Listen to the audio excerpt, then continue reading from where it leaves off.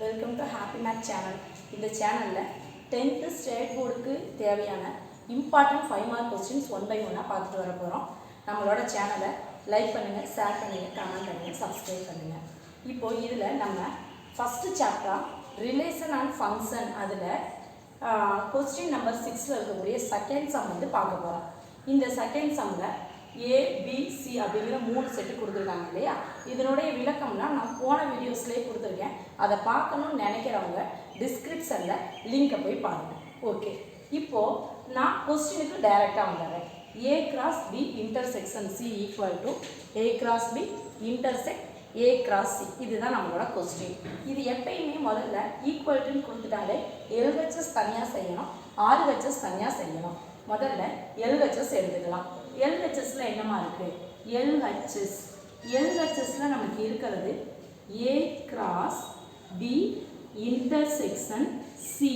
இதுதான் LHSல நம்ம கண்டுபிடிக்க போகிறோமா. முதல்ல பிராக்கெட்டில் இருக்கிறது தான் எப்பயுமே செய்யணும். ஸோ B இன்டர்செக்ஷன் C நான் முதல்ல கண்டுபிடிக்க போகிறேன். B இன்டர்செக்ஷன் C அப்படின்னா B செட்டில் என்னென்ன நம்பர் கண்டுபிடிச்சி வச்சோமா? 2, 3, 4. இது B செட்டோட வேல்யூஸ். இன்டர்செக்ஷன் C அவங்க ஸ்ட்ரைட்டாக ஆன்சர் கொடுத்துருந்தாங்க 3, 5. இது C செட்டோட ஆன்சர். B இன்டர்செக்ஷன் C அப்படின்னா என்னென்னா B செட்லேயும் இருக்கணும், C செட்லேயும் இருக்கணும். ரெண்டுலேயுமே இருக்கக்கூடிய நம்பர் மட்டும்தான் இன்டர்செக்ஷன் தான் வரும்.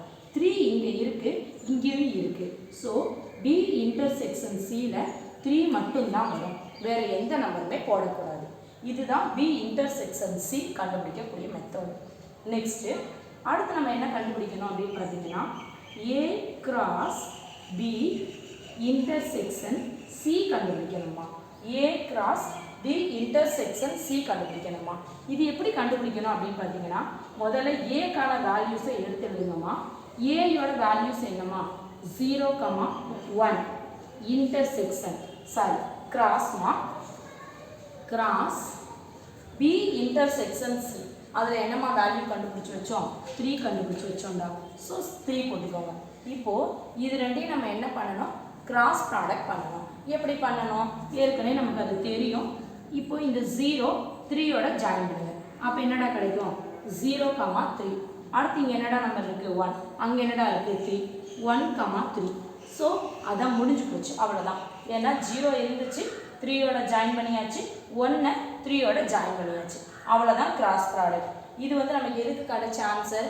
LHS side A cross B intersect Cயோட ஆன்சர். இது ஆன்சர் நம்பர் 1. நெக்ஸ்ட் RHSமா. RHS இப்போ செய்ய போகிறோம். RHS அப்படிங்கிறதுல நமக்கு என்ன இருக்குது அப்படின்னு பாருங்கள். RHSல என்ன கண்டுபிடிக்கணும்? A cross B intersect A cross C கண்டுபிடிக்கணும். A cross B intersect A cross Cமா. இதான் நம்ம கண்டுபிடிக்க போகிறதுமா. ஃபஸ்ட்டு ப்ராக்கெட்டில் இருக்கிறத 1 by 1 கண்டுபிடிக்கலாம். A கிராஸ் B, அடுத்து A கிராஸ் C. முதல்ல A கிராஸ் B கண்டுபிடிக்க போகிறோமா. A கிராஸ் Bனா என்னம்மா? ஏயோட ஆன்சர் என்னென்ன இருக்குது? 0, 1 கிராஸ் Bயோட ஆன்சர் என்னம்மா? 2, 3, 4. அவ்வளோதான். 2, 3, 4. இது ரெண்டையும் நம்ம என்ன பண்ணணும்னா கிராஸ் ப்ராடக்ட் பண்ணணும். கிராஸ் ப்ராடக்ட்னா இங்கே ஃபஸ்ட்டு செட்டில் இருக்கக்கூடிய நம்பரால் இங்கே இருக்கக்கூடிய ஒவ்வொரு நம்பரையும் ப்ராடக்ட் பண்ணணும். 0 எடுத்திங்கன்னா 2வோட ப்ராடக்ட் பண்ணிங்கன்னா 0, 2. அடுத்து 0வை 3யோட ப்ராடக்ட் பண்ணிங்கன்னா 0, 3. 0வை 4ஓட ஆட் பண்ணிங்கன்னா 0, 4 அப்படின்னு கிடைக்கும். நெக்ஸ்ட்டு அடுத்த நம்பர் 1 அதே மாதிரி இங்கே இருக்கக்கூடிய ஒவ்வொரு நம்பரோடையும் கிராஸ் ப்ராடக்ட் பண்ணுங்க. அப்போது 1, 2, 1, 3, நெக்ஸ்ட் 1, 4 அப்படின்னு கிடைக்குமா. அவ்வளோதான். இதுதான் A cross B. A cross Bனா ஏயையும் பியையும் கிராஸ் ப்ராடக்ட் பண்ணுறோம், அவ்வளோதான். Next A cross C.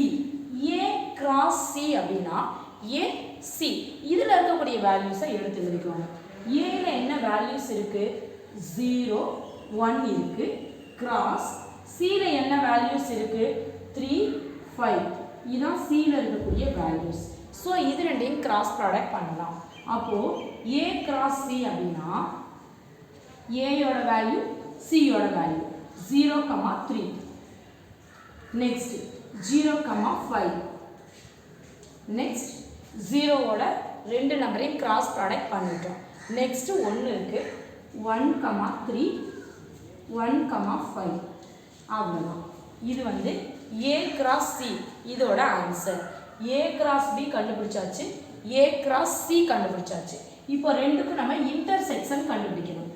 A cross B intersect A cross C கண்டுபிடிக்கணும். A cross B intersect A cross C. இதுதான் ஏ கிராஸ் பி, இது ஏ கிராஸ் சி. இது ரெண்டுலேயுமே இருக்கக்கூடிய காமன் நம்பர். இதுலேயும் இருக்கணும், இதுலேயும் இருக்கணும். அது மாதிரி நம்பரை பாருங்கள். 0,2 இங்கே இருக்குது, பட் இந்த ஏ கிராஸ் சியில் இல்லை, அதை எடுக்கக்கூடாது. 0,3 இங்கே இருக்குமா, இங்கேயும் இருக்கிறார். அப்போ இன்டர்செக்ஷன் சியில் 0,3 நமக்கு வரும். அடுத்து என்னமா இருக்குது 0,4. இங்கே 0,4 நமக்கு இல்லை. 1,2 இங்கே 1,2 இல்லை. 1,3 இங்கே இருக்குது, இங்கேயும் இருக்குது. அப்போ 1,3 நமக்கு வரும். நெக்ஸ்ட் 1,4 இங்கே இருக்குது, பட் இங்கே இல்லை, அதனால் எடுக்கக்கூடாது. அவ்வளோதான், செட் வந்து முடிஞ்சு போச்சு. அப்போ A cross B intersect A cross C அப்படின்னா ஏ கிராஸ் பியில் இருக்கணும், ஏ கிராஸ் சியில் இருக்கணும். ரெண்டுலேயும் இருந்தால் மட்டும்தான் நீங்கள் எடுத்து எழுத முடியும். ஓகேங்களா? இதில் எதனா டவுட் இருக்கா? அவ்வளோதான், இது முடிஞ்சது. இப்போது இது வந்து நம்மளோட ரெண்டாவது ஆன்சர். இது நம்மளோட ரெண்டாவது ஆன்சர். ஒன்றுக்கு நம்ம என்ன கண்டுபிடிச்சோம்? 0,3 1,3. ஆர்ஹெச்எஸில் லாஸ்ட்டாக என்ன கண்டுபிடிச்சி முடித்தோம்? 0,3 1,3. ரெண்டு ஈக்குவலாக வந்துருச்சா? அப்போ எடுத்து எழுதணும். லாஸ்ட்டாக கண்டிப்பாக எடுத்து எழுதணுமா? A cross B intersect C equal to A cross B intersect A cross C hence C அப்படின்னு சொல்லிட்டு முடிச்சிருங்க. அவ்வளோதாம்மா இந்த சம். நம்ம சேனலை லைக் பண்ணுங்கள், ஷேர் பண்ணுங்கள், சப்ஸ்கிரைப் பண்ணுங்கள். Thank you to all.